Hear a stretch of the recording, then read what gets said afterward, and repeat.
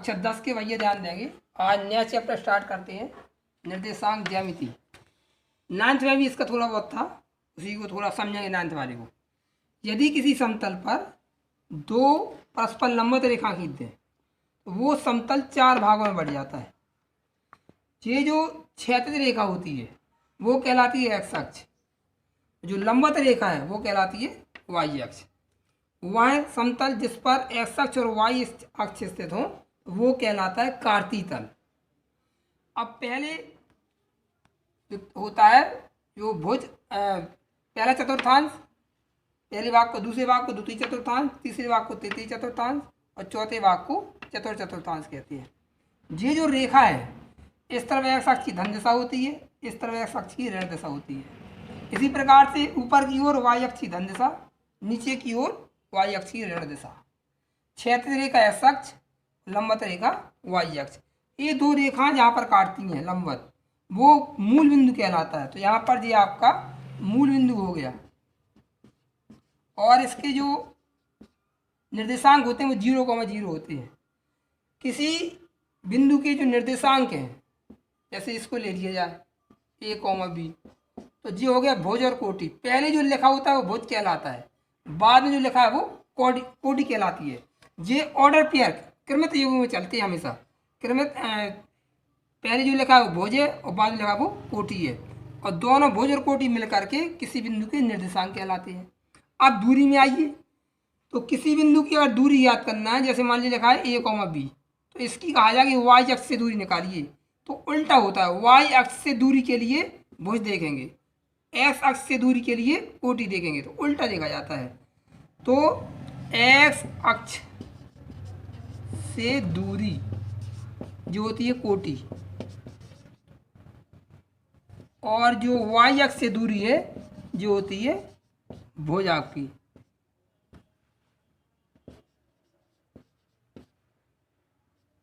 पहले चतुर्थांश में भुज और कोटि दोनों धनात्मक, दूसरे चतुर्थांश में भुज ऋणात्मक कोटि धनात्मक, तीसरे में भुज और कोटि दोनों ऋणात्मक, चौथे में भुज धनात्मक कोटि ऋणात्मक। तो ये थी 9th की चीजें। अब कक्षा 10 के लिए देखें दो बिंदुओं के बीच की दूरी।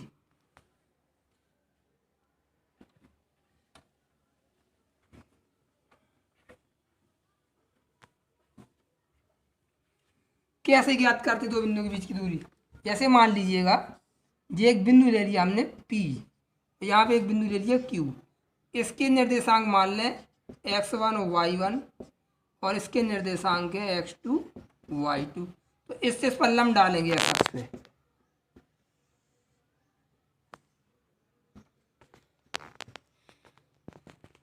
तो ये x1 और y1 यानी यहाँ से यहाँ तक की जो दूरी है वो x1 हो गई, और यहाँ से यहाँ तक की दूरी है वो y1 हो गई।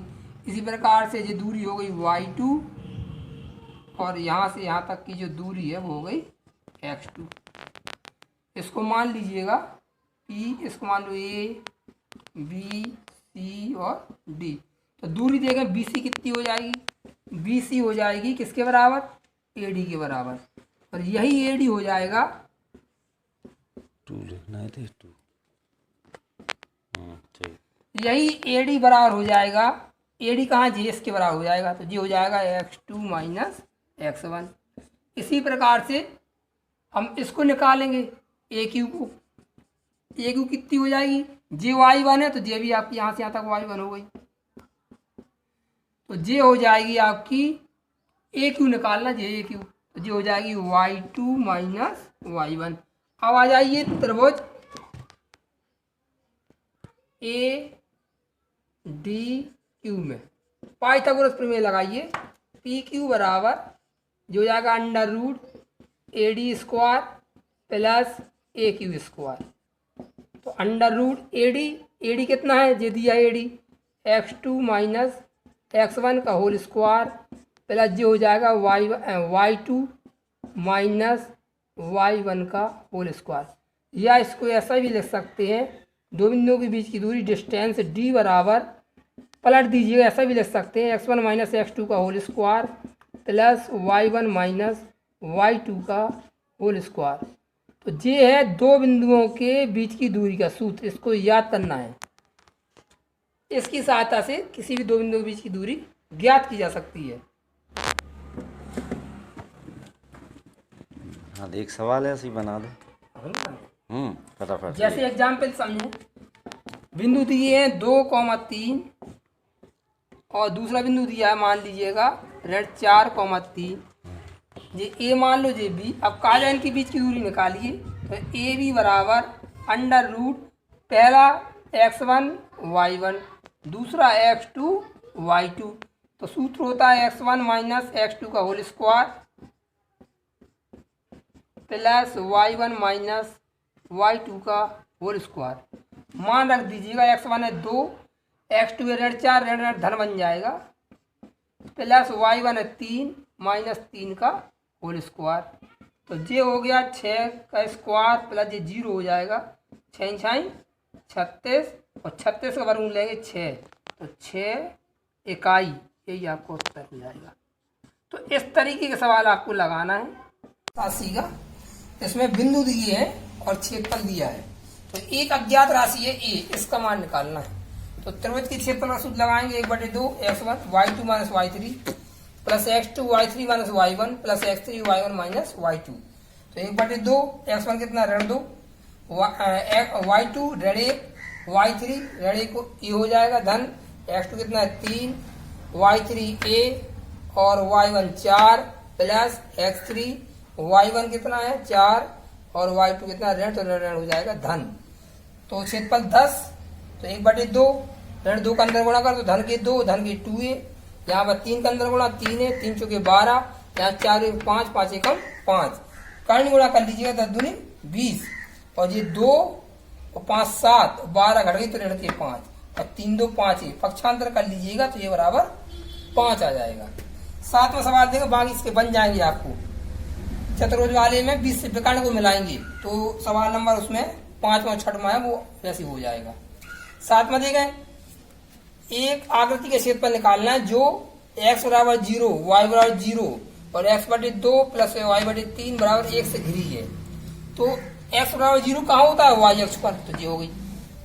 y बराबर 0 x अक्ष पे, तो ये हो गई। और एक सूत्र होता है x/a प्लस y/b बराबर 1। a होता है x अक्ष पर कटा हुआ अंतःखंड, b होता है y अक्ष पर कटा हुआ अंतःखंड। जब तुलना कर देंगे तो x अक्ष पर कटा हुआ अंतःखंड हो जाएगा 2, यहाँ से यहाँ तक की दूरी 2 है। इसी प्रकार से y अक्ष पर कटा अंतःखंड दूरी हो जाएगी 3, तो इसके निर्देशांक हो जाएंगे 2,0 क्योंकि 2 दूरी है, इसके निर्देशांक हो जाएंगे 0,3। तो चाहे इससे लगा लीजिएगा सूत्र से, चाहे समकोण त्रिभुज का क्षेत्रफल 1/2 आधार गुणे ऊंचाई, तो AB गुणा AC। तो मान रख दीजिए 2 से 2 कट जाएगा, 3 वर्ग इकाई बस। बाकी कक्षा 10 के भैया देखें, आज निर्देशांक पद्धति से त्रिभुज का क्षेत्रफल निकालना सीखेंगे।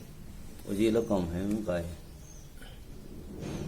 चलो, तो एक त्रिभुज दिया है ABC, इसके शीर्षों के निर्देशांक x1 y1 x2 y2 और तीसरा शीर्ष CS के x3 y3 के क्षेत्रफल निकालते हैं। तो त्रिभुज का क्षेत्रफल 1/2। अब एक वृत्त बना लीजिए और 1 2 3 लिख लीजिएगा। तो जैसे पहले 1 लिया हमने तो x1 हो गया, तो y2 माइनस y3 ये हो गया।